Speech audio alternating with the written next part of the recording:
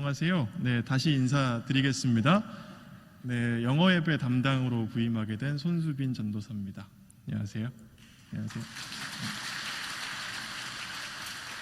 네, 감사합니다. 제가 입대하기 전에 교육전도사로 3년을 일했었는데요. 그게 벌써 2017년이거든요. 그래서 지금 1년 반 만에 설교를 처음 합니다. 그래서 멀쩡해 보이지만 지금 속이 콩닥콩닥 하거든요. 네, 그러니까 설교하는 동안 제가 끝까지 울지 않고 잘 말씀 전할 수 있도록 저를 위해서 기도해 주시면 감사하겠습니다. 많은 사람들이 이 삶을 살면서 혼란스러워합니다. 어디서 와서 어디로 가는지 모르는 것이 인생이라고 생각하기 때문입니다. 내가 이 세상에 태어나서 살아가는 이유가 무엇인지 찾지 못할 때, 또는 삶이 나에게 무의미한 것으로 다가올 때 그 혼란은 더욱 극심해지고 때로는 그 혼란이 삶을 집어삼킬 정도로 커지기도 합니다. 이 혼란을 이겨내려고 사람들은 자신의 열정과 에너지와 그 모든 것들을 쏟아낼 수 있는 무언가를 찾기도 합니다. 반대로 혼란스러운 삶의 물결을 맞춰서 그대로 그저 떠다니는 사람도 있습니다. 어느 쪽을 선택하든 우리 삶에 있는 혼란이라는 것은 쉽사리 가시지를 않습니다. 그럴 때면 이 삶이 참으로 극심한 혼돈으로 보이기도 합니다. 그런데 이 혼돈은 질서를 마주할 때 비로소 다스려집니다. 방황은 방향을 찾을 때 그칩니다. 삶의 혼란은 그 삶이라는 것이 어떤 길 위에 놓여 있다라는 것을 깨달을 때 잠잠해집니다. 성경에 따라 비유하자면 삶은 하나의 여행길이고, 여행길이라는 것은 곧 이 삶이라는 것이 출발지와 목적지, 도착할 곳을 가지고 있다는 얘기이기도 합니다. 흥미로운 것은 성경이 말하는 바에 따르면 우리 삶의 시작점과 종착점이 동일하다는 것입니다. 성경에 따르면 우리의 삶은 하나님의 창조에서 시작되었습니다. 그리고 우리 개개인의 삶과 인간과 온 우주의 역사의 끝은 구주 예수 그리스도의 다시 오심으로 완전히 임하게 될 하나님의 나라입니다. 간략하게 말하면 우리의 삶은 하나님에게서 시작되어서 하나님에게로 돌아가는 그런 여행길이라 할 수 있겠습니다. 그런데 성경은 우리의 삶이 하나님을 향한 순례의 여행길이다라고 새롭게 정의하는 데에서 그치지 않고, 더 나아가 우리에게 다가와 직접 말을 걸고 하나님을 향한 그 여행길로 우리의 삶을 초대하십니다. 오늘 우리가 읽은 본문 말씀은 예수님께서 갈릴리에서의 사역을 다 마치시고 이제 예루살렘으로 올라가시는 그 여행을 하시던 그 기록 중에 하나에 해당합니다. 누가복음 9장 51절부터 19장 44절까지에 이르는 부분인데요. 다른 복음서들도 예수님께서 갈릴리 사역을 마치시고 이제 예루살렘으로 올라가시더라고 보도하고 있습니다만, 그 누구도 누가복음만큼 예수님께서 예루살렘으로 상경하시던 그 발걸음을 자세하게 길게 묘사한 복음서는 누가복음 외에는 없습니다. 아마도 누가의 의도는 예수님의 이 긴 여행 기록을 읽는 모든 독자들이 그 기록을 읽어가면서 자기도 모르게 자연스럽게 예수님의 발걸음을 따라가기를 바랬던 것 같습니다. 그래서 우리가 예수님의 여행에 동참할 수 있기를, 그분의 여행에서만 발견할 수 있는 그 무언가를 우리가 이 여행 기록을 읽으면서 발견하게 되기를 바랐던 것 같습니다. 예루살렘으로 향하는 예수님의 여행의 목적은 그가 하신 일들을 통해 전파되었던 일, 그리고 그분이 예루살렘에 도착하셨을 때 당하셔야만 했던 그 일들을, 그리고 그 일들을 통해 완전히 이루어지게 될 그런 무언가, 바로 하나님의 나라를 이루시는 데 있었습니다. 예수님의 뒤를 따르는 사람들이 그 여행의 목적지에서 도착하게 될 것이 바로 예수님과 예수님이 겪으셔야만 했던 그 일들을 통해 하나님의 나라가 우리 가운데 일어나는 것을 보게 되는 것이었습니다. 그리고 마찬가지로 이렇게 예수님의 뒤를 따라가는 그 사람들에게 요구되는 것은 하나님의 나라에 들어가기에 합당한 사람들이 되어가는 것이었습니다. 오늘 주님의 말씀을 마주하는 우리들 또한 이와 같이 예수님의 뒤를 따라 하나님 나라에 합당한 사람들이 되어가기를 주님의 이름으로 소망합니다. 문제는 뭐냐면 예수님을 통해 오게 될 하나님의 나라와 제자들이 생각하고 있던 하나님의 나라가 완전히 다른 것이었다는 데에 있습니다. 당시 이스라엘 민족은 이렇게 생각을 했습니다. 당시 이스라엘 사람들은 우리가 잘 아는 것처럼 로마 제국의 지배하에 놓여 있었습니다. 그래서 이스라엘 사람들은 어느 날 하나님의 메시아가 우리에게 올 때가 있을 텐데 그때가 되면 우리가 로마의 압제에서 해방되어서 그 옛날 위대했던 우리 왕 다윗의 시절처럼 그 위대한 이스라엘 나라를 재건하고 그리고 하나님의 선택받은 백성으로서의 특별한 지위와 신분을 되찾을 것이라고 믿었습니다. 제자들은 예수님께서 바로 그 회복을 가져올 메시아라고 생각했던 겁니다. 이런 의미에서 예수님은 일종의 혁명가였고 예수님이 이미 가까이 왔다라고 전하셨던 하나님의 나라는 지금껏 누구도 성공하지 못했고 누구도 시도하지 못했던 혁명을, 쿠데타를 통해서 로마 제국의 지배체제를 약 전복시키고 세워질 옛 이스라엘의 회복이었습니다. 제자들의 이런 인식이 잘 드러나 있는 것이 누가복음 9장 46절에서 48절에 나오는 논쟁입니다. 예수님이 이제 길을 가시고 계셨는데요. 그 길을 따라가던 제자들이 갑자기 다투기 시작했습니다. 왜 그런고 보아하니 제자들은 우리 중에서 도대체 누가 제일 크냐 하는 논쟁으로 다투고 있었던 겁니다. 제자들은 이렇게 생각했습니다. 제자들이 보니까 예수님이 정말 대단하신 분이시거든요. 그러니까 언젠가 예수님께서 예루살렘에 가시게 될 수도 있는데 그때가 되면 예수님께서 마침내 결심하시고 결단하셔서 예루살렘에서 거사를 일으키실 것이다. 그때가 돼서 예수님의 거사가 성공을 해서 예수님이 이스라엘의 나라를 새롭게 세우시게 되면 논공행상이라고 하잖아요. 공을 논하고 그동안의 여정에서 가장 공이 큰 제자들을 판별하시고 그들에게 상을 베푸시고 그들에게 한 자리씩을 주셔서 소위 말하는 예수님의 새로운 나라에서 한 가닥을 할 수 있도록 만들어 주실 텐데 그러면 도대체 우리 중에서 가장 공이 큰 사람이 누구냐 이러면서 싸우고 있었던 겁니다. 이것이 사람의 생각입니다. 유한한 인간은 아주 적극적으로 자신의 욕망과 자신의 소원과 자신의 관심을 투영해서 내가 원하는 것이 곧 하나님의 일일 것이라고 제멋대로 해석하려 듭니다. 제자들은 이스라엘의 과거의 영광을 회복하기를 꿈꿔왔습니다. 그렇지만 하나님의 일은 사람의 생각과 다릅니다. 이에 대하여 이사야 선지자가 다음과 같이 전했습니다. 나의 생각은 너희의 생각과 다르며 너희의 길은 나의 길과 다르다. 하늘이 땅보다 높듯이 나의 길은 너희의 길보다 높으며 나의 생각은 너희의 생각보다 높다. 하나님이 하시는 일은 인간의 것과는 그 시작부터 전혀 다르고 완전히 다른 차원에 머무는 것이다 라고 전하고 있는 이 선지자의 말이 참 의미심장합니다. 제자들은 단순히 자신들의 조국이 해방되기를 원했습니다. 그들은 사람이 바뀌기보다 나라가 바뀌기를 원했습니다.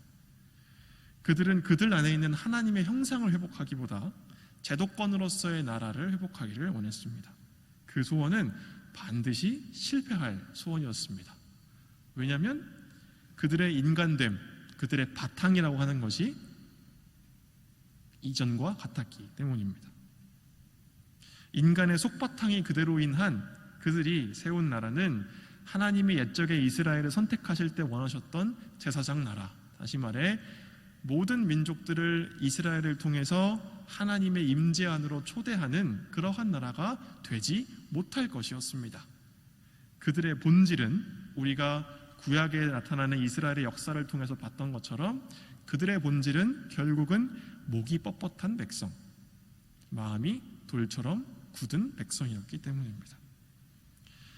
그런 그들이 다시 나라를 세운다고 해서 그 가운데 하나님의 공의와 인애가 영원할 것이냐, 그것은 불확실한, 오히려 실패가 뻔한 일이었습니다. 하나님이 이루고자 하시는 나라는 그저 지리상으로 위치하는 나라가 아니었습니다.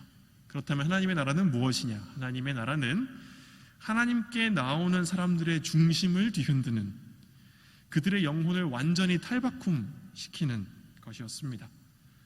그들의 마음밭을 완전히 뒤엎고 기경하여서 그 마음밭에서 나오는 말과 생각과 행동들이 하나님께서 원하시는 열매로 맺혀지고, 바로 그것을 통하여 하나님이 지금 이 사람들을 다스리고 계시다라는 것을 누가 봐도 알 수 있게 되는 것, 그것이 바로 하나님이 원하시는 하나님의 나라였습니다. 즉 지리상으로서의 어떤 제도권으로서의 나라가 아니고, 하나님을 왕으로 중심에 모시고 그분께 복종하는 사람들 가운데서 이 눈으로 볼 수 있게 나타나는 그분의 다스리심, 그것이 바로 하나님이 세우시길 원하셨던 나라였던 것입니다. 종종 우리가 사는 이 현실이 답답할 때 우리가 이걸 바꿔야 된다, 저걸 바꿔야 된다라고 우리가 바꿔야 되고 개혁해야 되고 뒤집어야 되는 그런 것들의 목록을 나열할 때가 있습니다. 물론 그것 또한 필요한 일입니다. 그러나 가장 중요한 것은 무엇이냐? 바로 너희의 마음이, 사람의 바탕이 바뀌어야 한다라고 하는 이 진리를 하나님은 알고 계셨던 겁니다. 문제는 언제나 사람입니다. 다만 우리가 사람이 변하는 것은 불가능하다고 생각할 뿐입니다. 그렇지만 바로 하나님께서 그 일을 가능하게 하십니다. 아주 단순하면서도 효과적인 방법으로 하나님은 그 일을 이루시는데요, 그것은 뭐냐면 그 일을 이루시기 위하여 우리보다 먼저 와서 앞서 걷는 사람들의 모습을 보여주시는 겁니다. 그리고 그분이 바로 우리보다 앞서서 걸어가는 그분이 바로 예수 그리스도이십니다.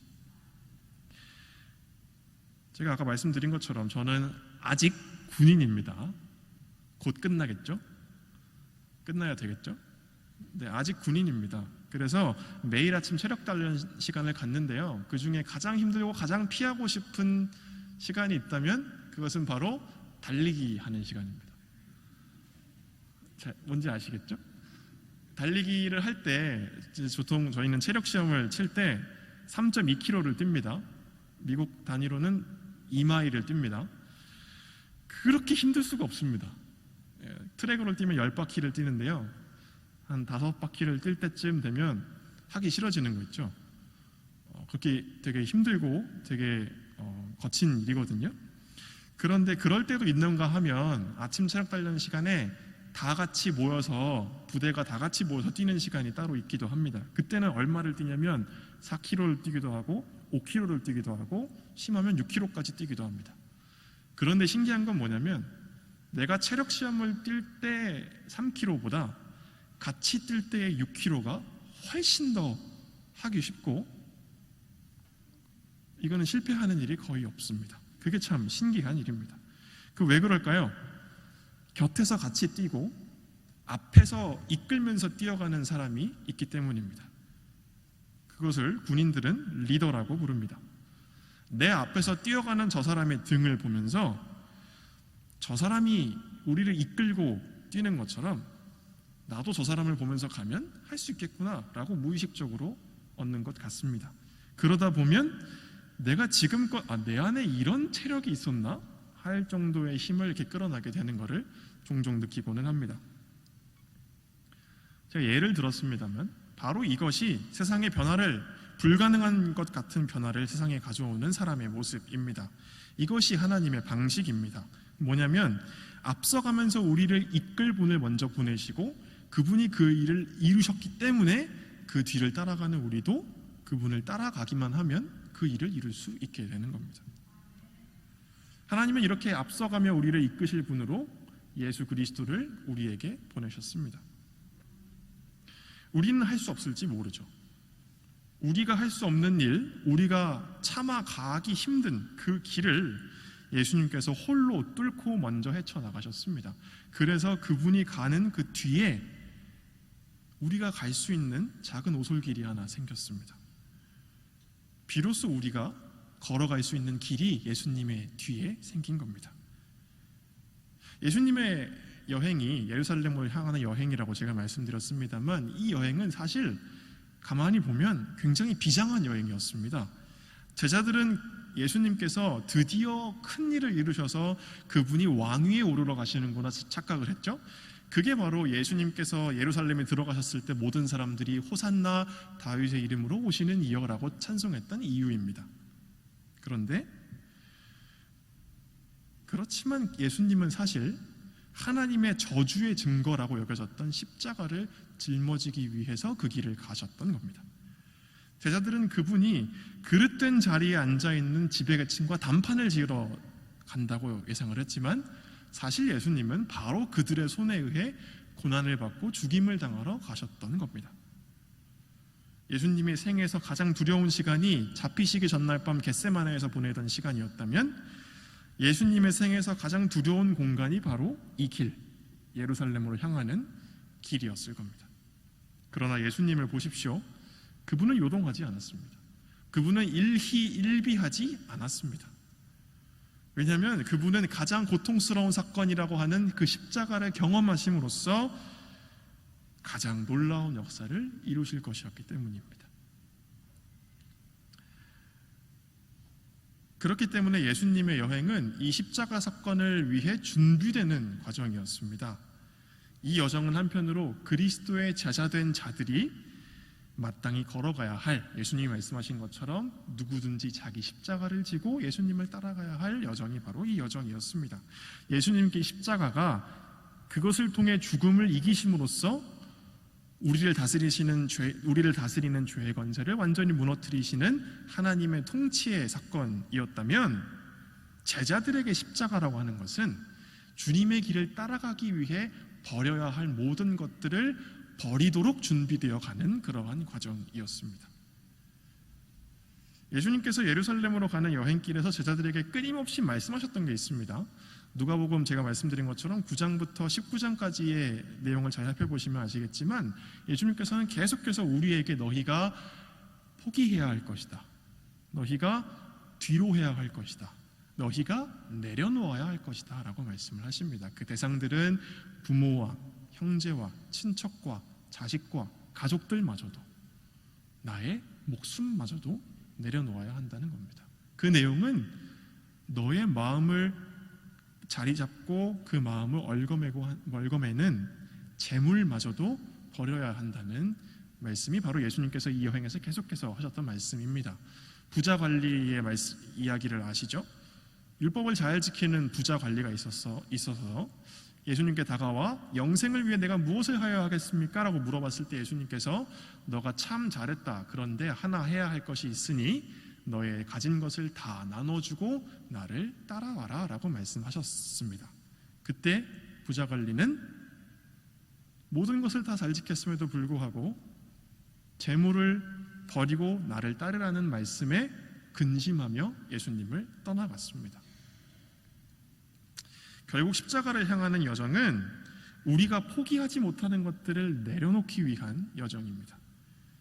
우리가 도저히 포기할 수 없는 그것이 있을 텐데, 그것이 무엇이든 그것을 내려놓을 수 있을 때에 하나님이 우리를 다스리기 시작하십니다. 하나님의 통치가 우리를 휘어잡게 됩니다. 하나님의 나라가 우리 가운데 임하게 되는 것입니다. 한편 예수님은 제자들이 하나님 나라에 대해 아주 거대한 착각을 하고 있다는 것을 알고 계셨습니다. 앞서 제자들이 그들 중 누가 큰 자냐 이것을 가지고 논쟁 벌였다는 것을 제가 말씀드렸죠. 그때 예수님께서 취하셨던 반응이 아주 걸작입니다. 누가복음 9장 46절에서 48절에 보시면 예수님이 아무 말 없이 뒤따르던 무리들 중에 한 어린아이를 그들 앞에 세워놓고 그들에게 보여주시고는 이렇게 말씀하시죠. 누구든지 이 어린아이를 영접하는 것이 곧 나를 영접하는 것이며 너희 중에 가장 작은 자가 곧 가장 큰 자이다. 오늘의 본문은 바로 이 맥락과 연결되어 있습니다. 공교롭게도 누가는 예수님의 여행 보도를 길게 기록을 하면서 그 앞과 그 뒤에 어린아이에 대한 말씀을 두셨습니다. 그건 무엇을 의미하냐면 이렇게 되는 거예요. 어린아이를 보이셨다라고 하는 이 말씀 이후에 예수님께서 제자들에게 내가 예루살렘으로 가야겠다라고 작정하신 모습이 나오고요. 그리고 오늘 우리가 읽은 말씀 너희가 어린아이와 같이 되지 아니하면 하나님의 나라에 들어갈 수 없을 것이다 라고 말씀하신 뒤에 이윽고 예루살렘에 도착하시는 겁니다. 이것이 의미하는 바는 예수님의 여행이 십자가로 가는 여행, 하나님의 나라가 온전히 임할 때를 향하여 나아가는 여행이라고 한다면 이 여행 기록을 앞뒤로 감싸고 있는 이 어린아이에 대한 예수님의 말씀이야말로 하나님 나라와 관해서 아주 중요한 의미를 담고 있습니다. 그 의미는 뭐냐면 오늘 우리가 읽은 것처럼 어린아이와 같은 자가 하나님의 나라에 들어갈 수 있다. 하나님의 나라는 어린아이와 같은 자의 것이다 라는 겁니다. 다시 생각해 보자면 예수님의 말씀은 곧 하나님의 나라에 들어갈 자격이 누구에게 있느냐라고 말씀하시는 것처럼 보입니다. 생각해 볼까요? 어린아이와 같은 자라는 것은 무엇일까요? 우리가 흔히 어린아이를 생각할 때 동심을 떠올리잖아요. 아이들의 순진무구함을 떠올리잖아요. 그렇다면 예수님께서는 그것을 말씀하신 걸까요? 그런데 성경을 보면 이렇게 나와 있죠. 사람이 어려서부터 그 마음이 악하다라고 되어 있단 말이에요. 그럼 또 다른 생각을 해볼 수 있습니다. 어린아이란 뭘까? 어린아이의 연약함을 얘기하시는 걸까? 이렇게 생각해 볼 수도 있겠습니다. 예수님 말씀의 진위를 파악하기 위해서 우리는 오늘의 본문을 더 자세히 볼 필요가 있는데요. 사람들이 예수님께 아이들을 데려왔다라고 합니다. 이때 누가는 아기들이라는 단어를 쓰고 있습니다. 공간복음서 마태와 마가가 똑같이 이야기를 기록하고 있는데 그들은 어린 아이들이라는 children을 예수님께 데려왔다라고 이렇게 얘기하고 있는데요. 누가만큼은 어린 아기를 데리고 왔다라고 이렇게 기록하고 있습니다. 그 말 그대로 예수님께서 오늘 이 말씀에서 언급하시는 어린 아이들이라는 것은 이제 막 태어나서 강보에 쌓인 채 부모의 품에 안겨서 나온 갓난아기들이다 하는 겁니다. 그리고 예수님은 하나님의 나라가 바로 이 갓난아기들과 같은 자들의 것이다 라고 말씀하시는 겁니다. 이 말씀을 해석할 열쇠는 17절에 있습니다. 예수님은 말을 조금 바꿔서 이렇게 말씀하시죠. 하나님의 나라를 어린아이와 같이 받아들이지 않는 자는 결단코 거기 들어가지 못하리라. 예수님 말씀의 포인트는 어린아이와 같이 하나님의 나라를 받아들이는 것에 있습니다. 이제 막 태어난 어린아기를 한번 갓난아기를 생각해 보십시오. 그 아기는 어떤 자격을 지닌 존재가 아직은 아닙니다. 그 아이에게는 어떤 자질이라고 할 것이 없습니다. 그 아이에게는 어떤 능력 같은 것도 아직 없습니다. 그러면 이 갓난아기는 뭘까요? 우리나라 소설가 중에 한강이라는 작가가 있죠.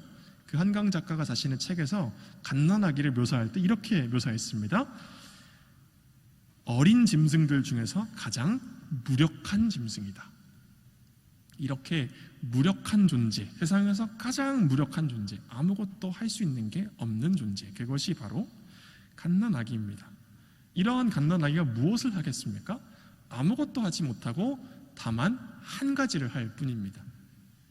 그것은 뭐냐면 바로 부모가 주는 대로 받는 겁니다.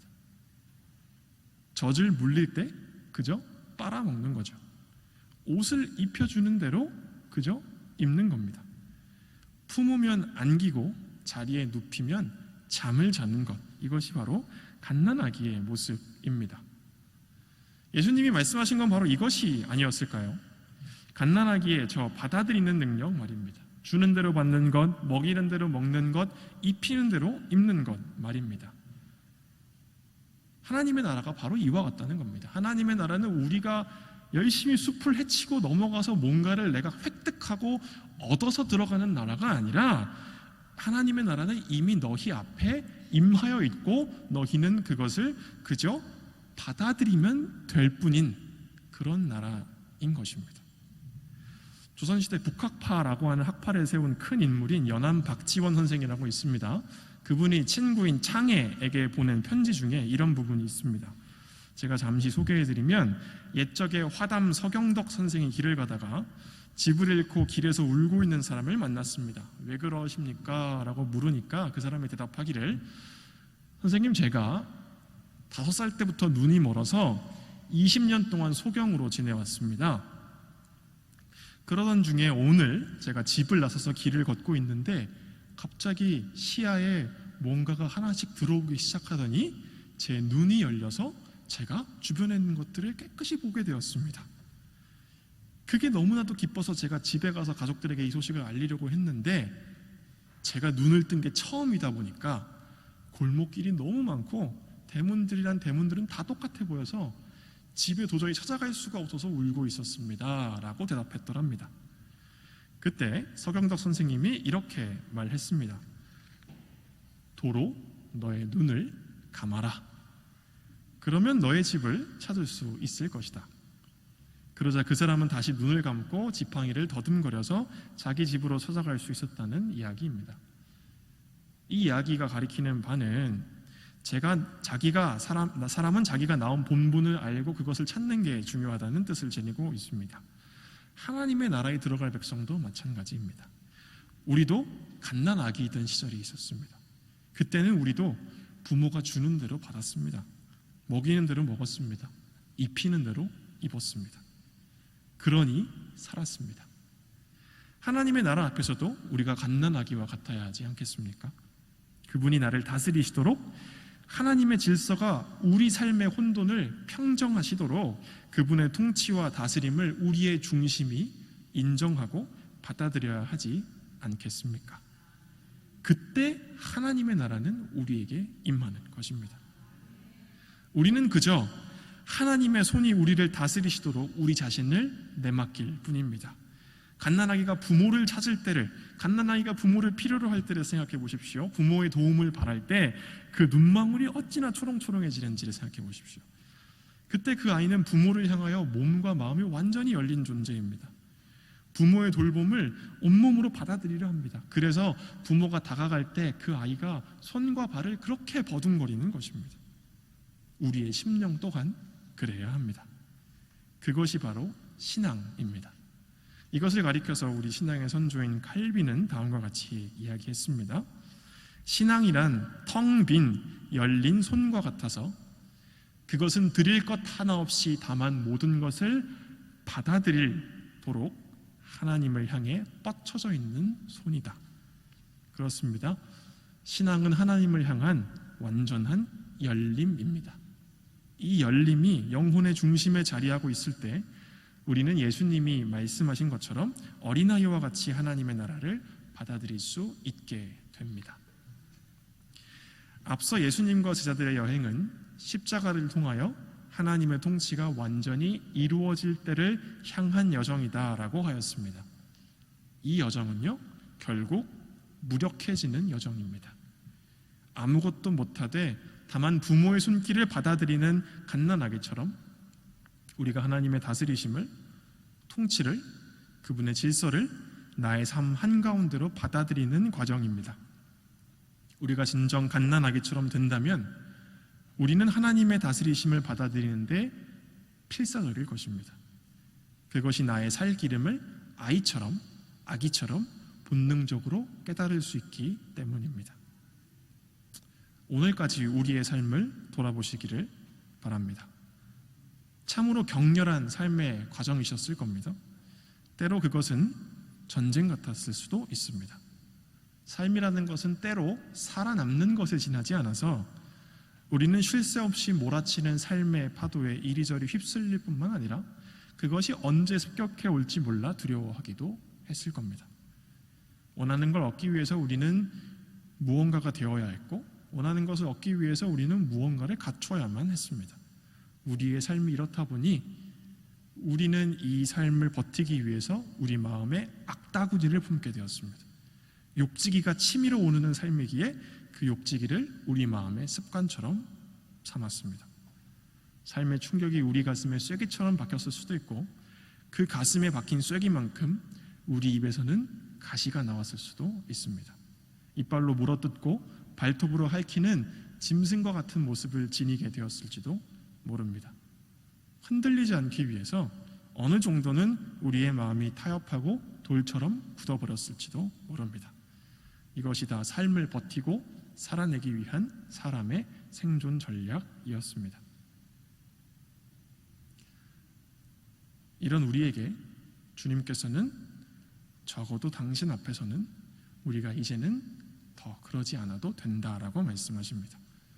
마음에 쌓은 성벽을 이제는 무너뜨려도 된다라고 말씀하십니다. 나를 지키고 적을 물리치기 위해 내가 그동안 날카롭게 갈고 닦았던 이빨과 손톱을 하나님 앞에서는 포기해도 괜찮다라고 말씀하십니다. 우리가 우리의 작은 두 손 안에 움켜쥐고 잃어버릴까 노심초사하는 그것이 무엇이든 이제는 놓아 보내어야 한다고 말씀하십니다. 그때 더 좋은 것을 주님께서 주실 것이다 라고 말씀하십니다. 우리가 이 모든 것을 내려놓고 떠나보낼 때 우리는 하나님의 임재 안에 감싸이게 됩니다. 그때 우리는 이전과 다른 삶을 살게 될 것입니다. 우리의 삶이 삶의 토대이신 하나님 안에 자리 잡게 될 것이고 우리의 삶이 이전에 얻지 못했던 의미를 얻게 될 것입니다. 우리를 둘러싼 삶이 우리를 다스리시는 하나님의 손길에 의해서 정의와 평화로 사랑과 희망으로 가득하게 될 것입니다. 하나님을 예배하는 삶 안에서 우리의 삶이 하나님이 주시는 생명으로 변하게 될 것입니다.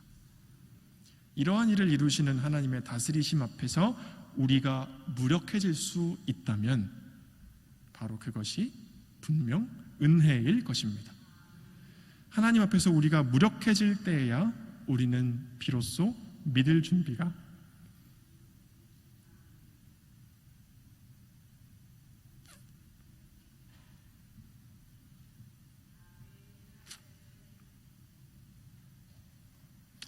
그제서야 우리는 비로소 믿을 준비가 되었는지도 모르겠습니다.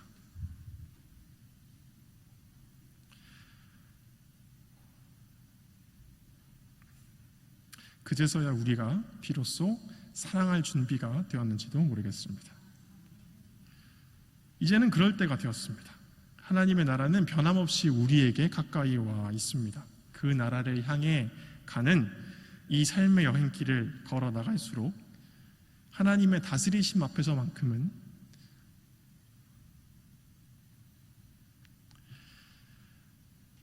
그 앞에서만큼은 기꺼이 무력해질 수 있는 은혜를 누리시는 우리 시온성의 순례자들 되시기를 주님의 이름으로 기원합니다.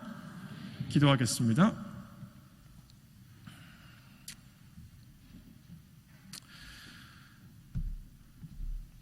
우리를 다스리시고 인도하시는 주님, 우리를 주님 앞으로 부르셔서 주님의 나라로 향하는 이 여행길을 걸어가게 하시니 주님 참으로 감사합니다.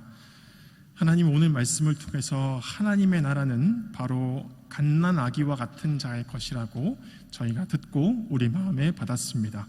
하나님, 우리 가운데 함께하여 주시고 우리 마음에 있는 그 모든 것들을 주님 내려놓게 하시고 우리가 갓난 아기와 같이 하나님 앞에서만큼은 철저히 무력해져서 우리가 주님께서 주시는 대로 받고 먹이시는 대로 먹고 입히시는 대로 입고 돌보시는 대로 돌봄 받을 줄 아는 우리 시온성교회 성도님들이 다 될 수 있도록 주님 은혜를 허락하여 주시옵소서. 예수님의 이름으로 기도드립니다. 아멘.